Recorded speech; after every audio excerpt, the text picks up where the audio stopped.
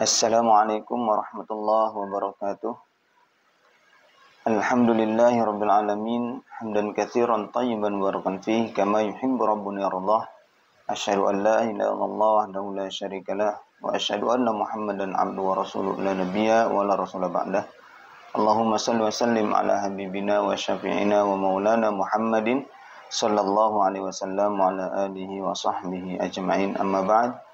Allahumma anfa'na bima 'allamtana wa 'allimna ma yanfa'una wa zidna 'ilma.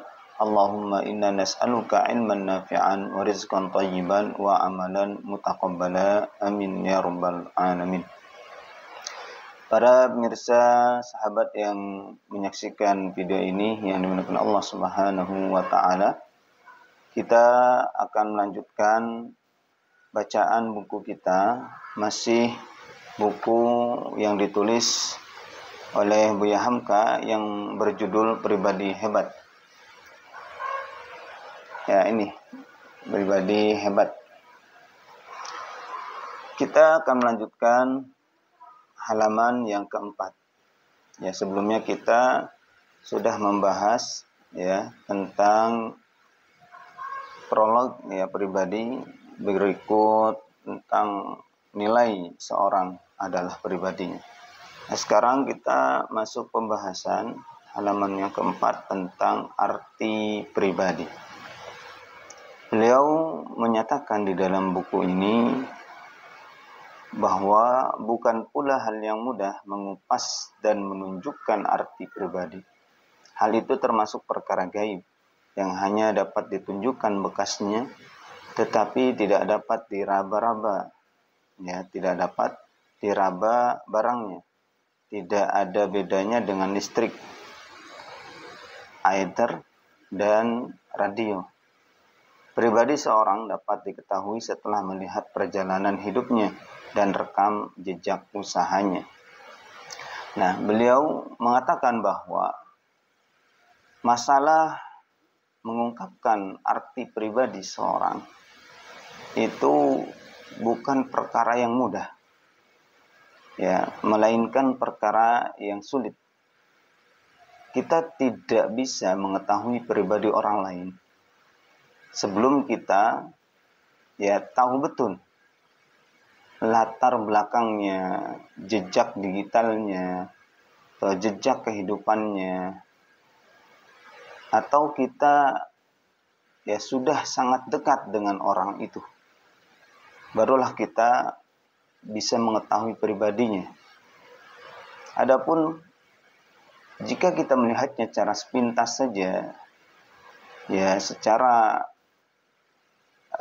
langsung tanpa kita mengetahui latar belakang kehidupannya, jejak, rekam jejaknya dan sebagainya, maka kita sulit untuk mengetahui pribadi seorang.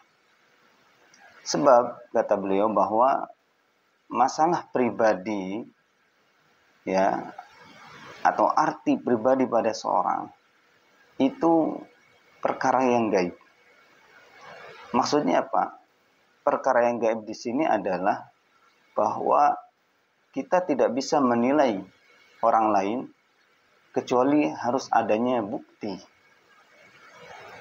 Sebelum adanya bukti, kita tidak bisa menilai tentang pribadi orang lain.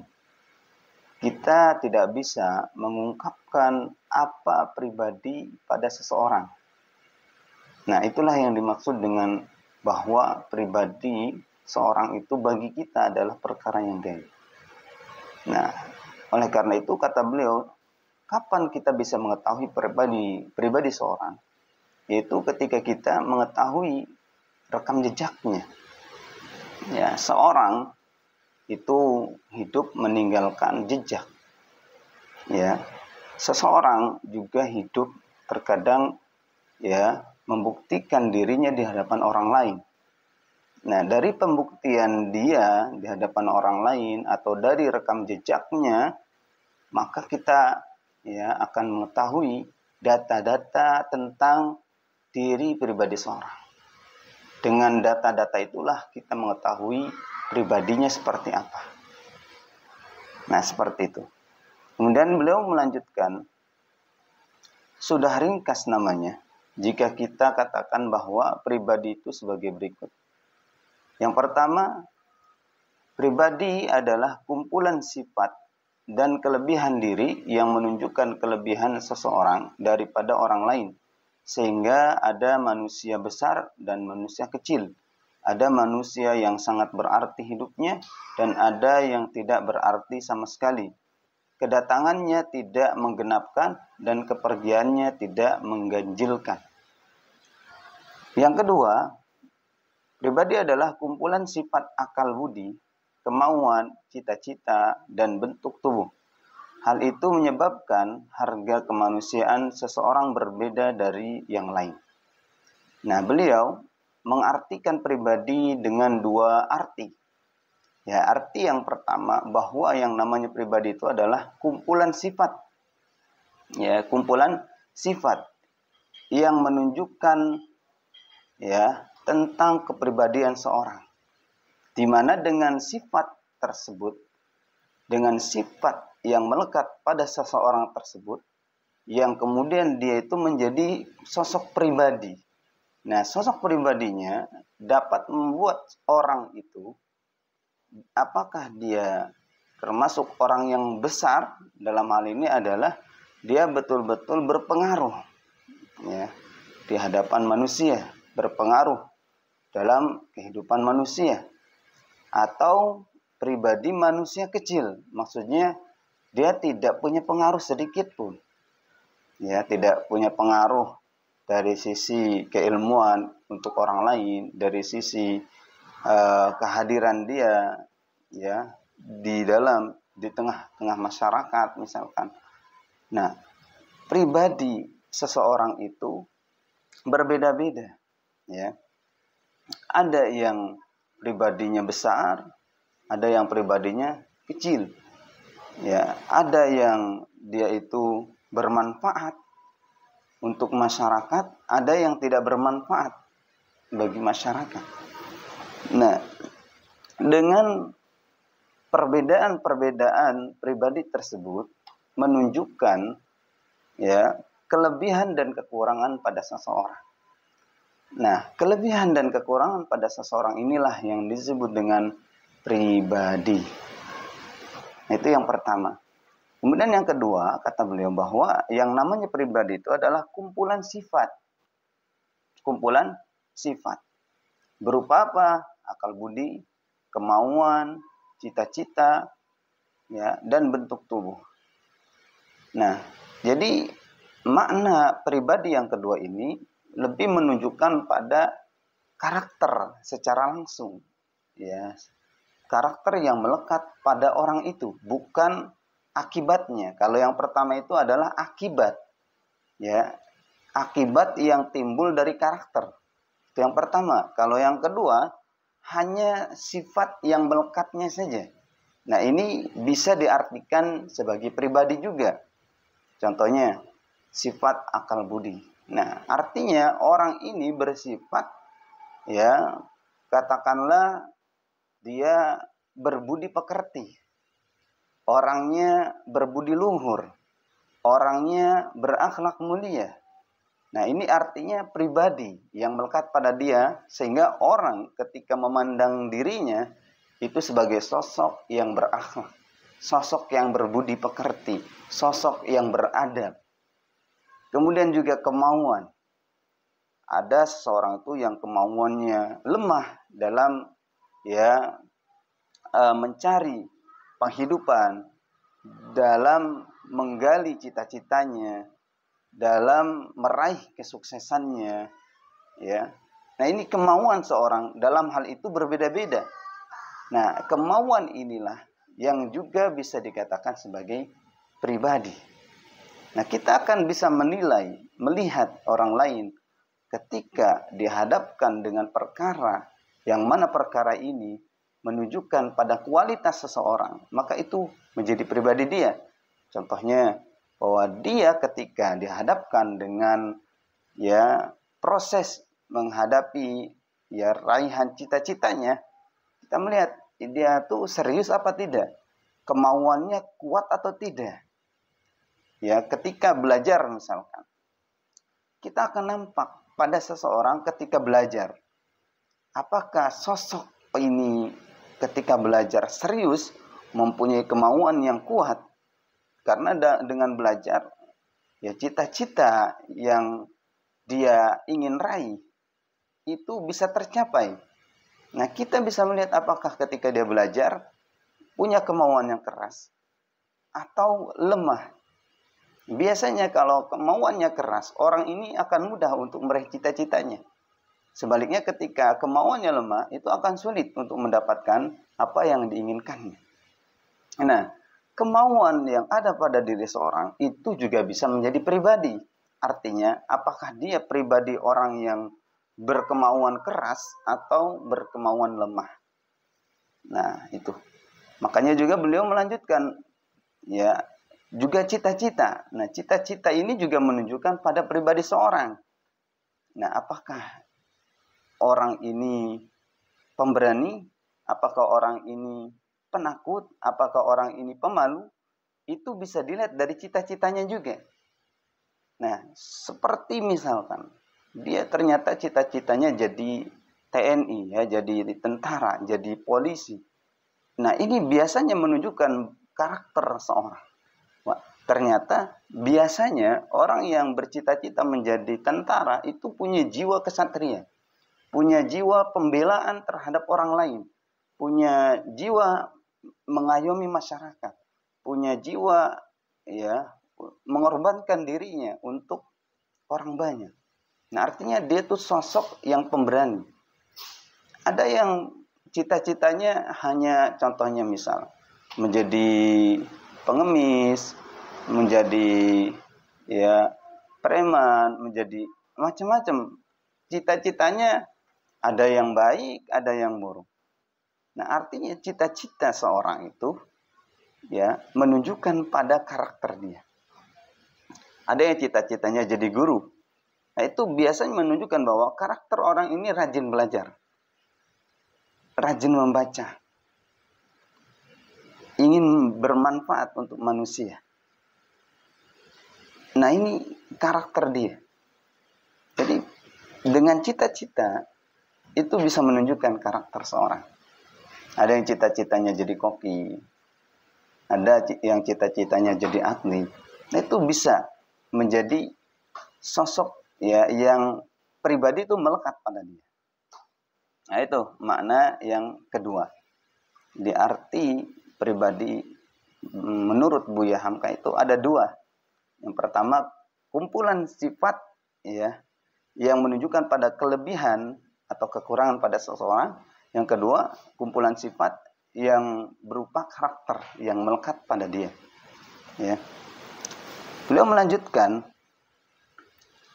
tinggi rendahnya pribadi seseorang adalah karena usaha hidupnya, caranya berpikir, tepatnya berhitung, jauhnya memandang, dan kuatnya semangat diri sendiri. Meneropong suatu pribadi tidak boleh terpengaruh oleh rasa sayang dan benci. Seringkali terjadi baru saja kita bertemu dengan seseorang, lantas kita menyayanginya, atau kebalikannya, padahal belum patut ada hubungan sayang dan benci dalam perkara itu. Memang terkadang kita sayang kepadanya karena keikhlasannya, kemuliaan hatinya, kesetiaan dan keberaniannya. Kita membenci karena dia curang, tidak mengenal kejujuran, dan kejujurannya pun tidak pernah pula berkenalan dengan dia. Bakhil, benalu, penohok kawan, dan penggunting dalam lipatan. Akan tetapi terkadang juga kita menyayangi seseorang karena orang itu mau kita perkuda untuk kepentingan kita sendiri. Atau kita membenci bukan karena ia bersalah, hanya karena kita sendiri orang yang pendengki. Nah, beliau, ya, menyatakan bahwa tinggi rendahnya pribadi seorang itu karena usaha hidupnya. Nah, artinya ini masuk pada nilai pribadi seorang. Nah, pribadi seorang itu dapat dikatakan pribadi yang baik atau pribadi yang buruk. Itu bisa dilihat dari bagaimana dia menjalani kehidupannya. Ya, ada yang usaha hidupnya keras, ya, dia bekerja keras, berpikir keras, ya, berpikir matang, berpandangan ke depan. Nah, ini menunjukkan pribadi dia. Bahwa orang yang seperti itu, pribadinya berarti baik. Menunjukkan nilai pribadi dia itu sangat luar biasa. Ditunjukkan dengan cara dia, ya, menjalankan kehidupannya. Artinya dia adalah pribadi yang sungguh-sungguh. Ada yang pribadi seorang itu sangat rendah, artinya buruk. Dikarenakan karena pola pikir yang rendah, ya, pandangannya pendek. Maksud pandangannya pendek itu tidak berpikir untuk masa depan. Dia hanya memikirkan diri sendiri, memikirkan untuk hari itu saja. Atau dia pemalas, tidak bersungguh-sungguh untuk melakukan aktivitas yang positif. Sehingga inilah yang kemudian menjadi nilai pribadi seorang, bahwa dia itu pribadi yang buruk. Artinya pemalas, ya, dan lain-lain. Nah, jadi tinggi rendahnya pribadi itu bisa dilihat dari usaha hidupnya. Caranya dia berpikir. Tepatnya dia berhitung, jauhnya memandang.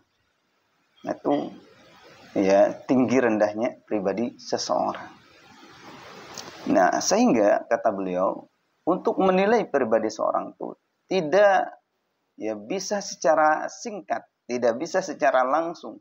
Kita baru ketemu sebentar, misal di tengah jalan ada orang menyapa kita, kemudian kita, ya, melihat sosok dia, langsung kita nilai pribadinya, bahwa dia tuh penyayang, dia itu baik, dia itu bersungguh-sungguh. Padahal kita hanya baru, ya, bertemu sebentar saja. Nah, ini tidak bisa, ya, menjadi acuan penilaian pribadi, ya, seorang. Kita baru ketemu, kita sudah menilai, itu nggak bisa. Karena belum tentu. Sebagai contoh, misal ada si A berjalan, ya, tiba-tiba dia bertemu sosok seorang yang kemudian dia tendang. Lantas kita kemudian langsung menilainya. Wah, ini pribadi yang buruk nih. Masih ya tiba-tiba nendang orang, ya, gitu kan. Nah, ketika kita menilainya secara sepintas, ya memang kelihatannya orang itu buruk. Menendang orang tiba-tiba. Tetapi belum tentu bahwa orang itu buruk. Bisa jadi karena dia misalkan sebelumnya punya masalah nih orang yang ditendang itu. Apakah karena, ya, urusan pribadi atau karena urusan yang lain, ya, sehingga akhirnya dia itu menendang orang itu. Nah, padahal orang yang nendang itu sebenarnya tidak mempunyai karakter seperti itu. Hanya saja pada saat kejadian itu orang ini dilihat kebetulan sedang nendang orang itu. Atau, ya, contoh-contoh yang lain. Ya, contohnya ada nenek-nenek misal, di mana nenek-nenek ini mau jalan di tengah jalan, tiba-tiba ada orang, ya, itu menarik si nenek, ya, menarik si nenek terjatuh. Kemudian orang di sekitarnya melihat, wah, ini orang kurang ajar, ini orang tidak punya akhlak, tidak punya adab. Masa ia tiba-tiba narik si nenek sampai jatuh. Nah, ketika menilainya secara sepintas saja, maka kita akan melihatnya buruk. Padahal belum tentu. Mungkin ada tujuan lain. Kenapa seorang ini menarik si nenek? Kenapa seorang ini melakukan perbuatan seperti itu? Bisa jadi orang ini melihat ada bahaya di depan si nenek. Bisa jadi orang ini melihat bahwa ada sesuatu yang akan menyebabkan nenek ini terluka, kecelakaan, dan lain sebagainya. Sehingga orang ini melakukan hal-hal yang orang lain lihat sebagai keburukan. Nah, itu sebagai contoh. Atau contoh-contoh yang lain, ya banyak. Maka dalam menilai pribadi seseorang itu tidak bisa secara sepintas. Tidak bisa secara langsung. Kita harus melihat ya latar belakang kehidupannya. Seperti itu. Begitu juga kata beliau bahwa menilai pribadi bukan dengan perasaan. Bukan dengan perasaan. Ya, karena mungkin kita punya rasa sayang itu ya kepada sosok. Kemudian kita menilainya sebagai orang yang baik. Padahal orang yang kita nilai baik itu punya pribadi yang buruk. Hanya karena kita ada rasa sayang sehingga kita menilainya baik. Nah, ini juga kurang tepat. Atau kebalikannya. Karena kita punya ya rasa benci misal, atau karena kita dengki kepada orang lain, padahal orang itu baik. Padahal orang itu baik. Karena perasaan dengki kita, benci kita kepada dia, sehingga kita menilainya buruk. Nah, karena memahamkan bahwa ini tidak bisa menjadi ya penilaian untuk menilai pribadi orang lain. Karena ini penilaian yang salah seperti itu. Nah, beliau melanjutkan, sangat perlulah kita mempelajari pribadi manusia. Akan tetapi lebih penting lagi seperti kata Sokrates yang terkenal, kenalilah siapa dirimu, kenalilah pribadimu sendiri. Nah, jadi kata beliau bahwa kita perlu memang mempelajari pribadi manusia. Ya, kita perlu mempelajari pribadi manusia sehingga kita nantinya bisa ya memberikan sumbangsi. Sebagaimana contoh misal ya di dalam sebuah perusahaan, tentunya kita ingin mencari sosok yang baik, sosok yang terpercaya, yang amanah. Maka kita perlu mencari data-data tentang orang ini. Apakah dia amanah? Apakah orang ini baik? Apakah orang ini buruk? Apakah orang ini pemalas, bersungguh-sungguh, dan sebagainya. Kita perlu menilai pribadi orang lain dari sisi ini. Sehingga nantinya ketika orang ini masuk di perusahaan kita, ya sesuai dengan harapan. Ya, atau kita ya ingin mengungkapkan kepada manusia bahwa orang ini ya mempunyai pribadi yang seperti ini. Sehingga kalau orang ini pribadinya buruk, yang kita nilai sebagai pribadi yang buruk, orang lain akan ya menghindar, orang lain akan menjauh, orang lain tidak terpedaya, tidak tertipu, dan lain sebagainya. Memang penting ya untuk mengetahui pribadi orang lain. Tetapi kata beliau, ya lebih penting lagi itu mengenali pribadi diri kita sendiri. Ya, kita lihat pribadi kita itu seperti apa. Apakah kita menjadi pribadi yang lemah, pribadi yang kuat, pribadi yang bersungguh-sungguh, pribadi yang pemalas, pribadi yang bermanfaat untuk orang lain, pribadi yang tidak bermanfaat untuk orang lain, pribadi yang berpandangan jauh ke depan, pribadi yang berpandangan pendek, pribadi yang berpikir kritis, pribadi yang tidak pernah berpikir, pribadi yang ya pola pikirnya rendah, atau pribadi yang pola pikirnya tinggi. Nah, kita lihat pribadi kita. Kita nilai pribadi kita. Untuk apa? Supaya kita terus bermuhasabah. Supaya kita terus mempelajari diri kita menjadi lebih baik lagi, menjadi lebih baik lagi, menjadi lebih baik lagi. Jadi kita tidak disibukkan dengan menilai pribadi orang lain, tetapi kita lupa pada penilaian terhadap diri sendiri. Maka penilaian yang paling penting adalah mengenali siapa diri kita. Ya. Beliau melanjutkan, namun haruslah kita sadar pula bahwa mengenal diri sendiri 1000 kali lebih sukar daripada keinginan mengetahui pribadi orang lain. Nabi Muhammad SAW bersabda, berbahagialah orang yang mementingkan, memperhatikan celah diri sendiri sehingga tidak sempat memperhatikan celah orang lain. Hadis riwayat Al-Bazzar. Nah, Bu Hamka mengatakan bahwa ya menilai pribadi diri sendiri itu lebih sulit ketimbang menilai pribadi orang lain. Memang betul. Ya, kadang kita tidak jujur pada diri sendiri. Kita ya berbohong pada diri sendiri. Ya, itu banyak. Ya, seorang yang tidak jujur dengan dirinya sendiri. Dia pribadi yang lemah tetapi sok kuat. Dia pribadi yang bodoh tapi sok pintar. Dia pribadi ya pengecut tapi sok pemberani. Sulit memang mengakui kekurangan diri sendiri. Bahwa saya punya kekurangan ini, punya kekurangan ini. Sebab fitrahnya manusia itu ingin dipuji orang lain. Ingin dipuji manusia. Sehingga ketika orang memuji kita, kita merasa bahagia, merasa senang. Kadang-kala kita melakukan suatu perbuatan yang mana perbuatan itu tidak kita kuasai. Ya, pekerjaan. Ya, kita melakukan sebuah pekerjaan di mana pekerjaan itu tidak kita kuasai. Kita hanya ingin mendapatkan penilaian orang lain bahwa kita itu orang yang baik, bahwa kita itu orang yang bisa. Kita hanya melakukan sesuatu karena ingin dinilai orang lain. Padahal kita tidak mampu dalam bidang itu contohnya. Nah, memang kita itu agak sulit ya. Sulit menilai siapa kita. Pribadi kita seperti apa. Gitu.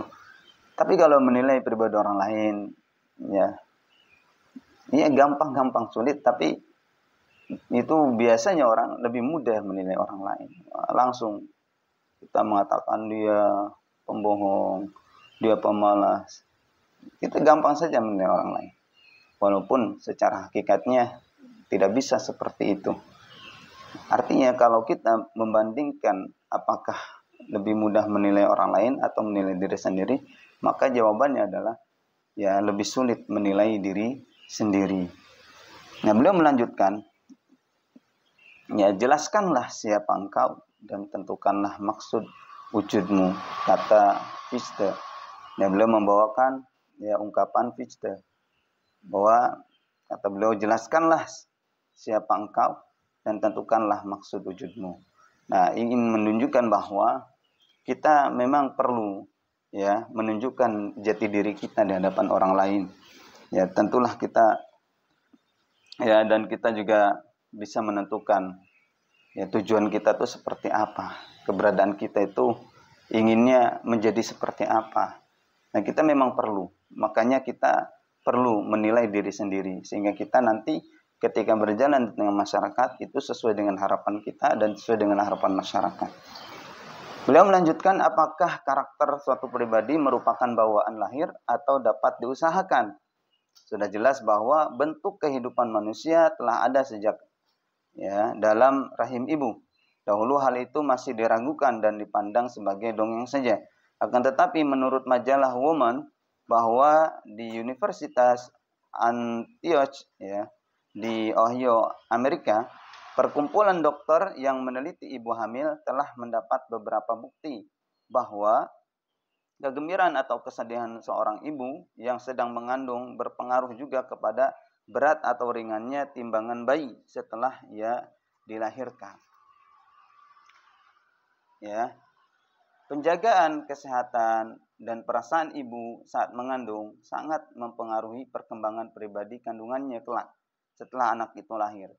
Dunia telah menunggu lingkungan tempat dia diasuh dan dibesarkan. Setelah dewasa, menunggu pula pergaulan yang lebih luas, yaitu masyarakatnya. Nah, dari bacaan beliau, ya dari ungkapan beliau ini dapat kita ambil, ya maksudnya bahwa pribadi itu ya bisa muncul atau terbentuk dengan dua sebab. Yang pertama adalah sebab internal. Ya, sebab internal itu adalah ya diri kita sendiri. Apa itu? Berusaha. Ya, artinya dibentuk oleh diri kita. Berusaha semaksimal mungkin Kalau kita pengen menjadi manusia yang cerdas, manusia yang berwawasan luas, ya banyak belajar. Kalau kita ingin menjadi sosok ya pribadi yang kuat, ya kita harus berolahraga.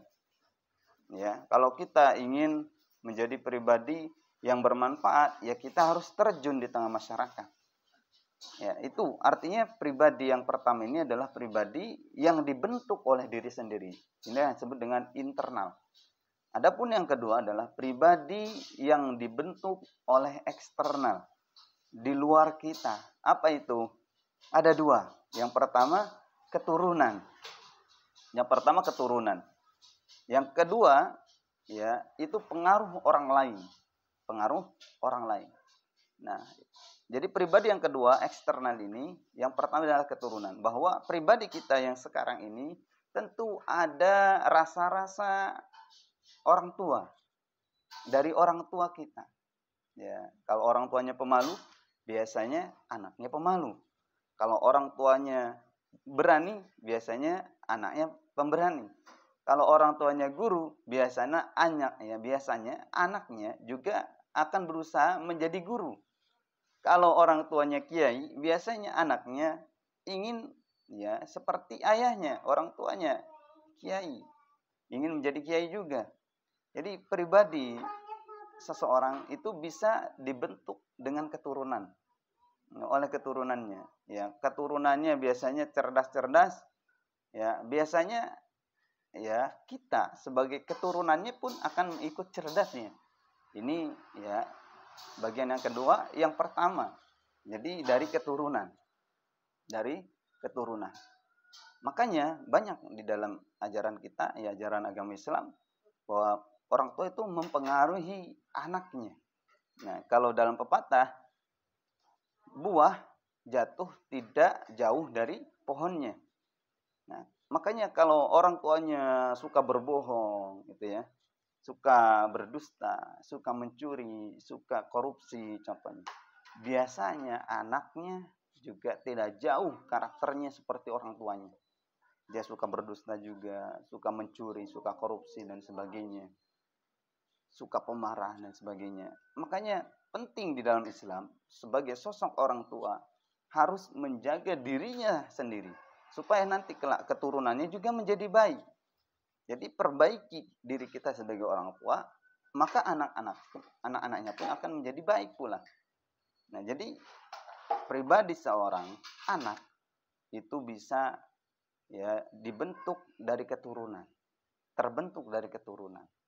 Nah, kemudian bagian yang kedua, ya, yang kedua adalah dari ya eksternal pengaruh orang lain.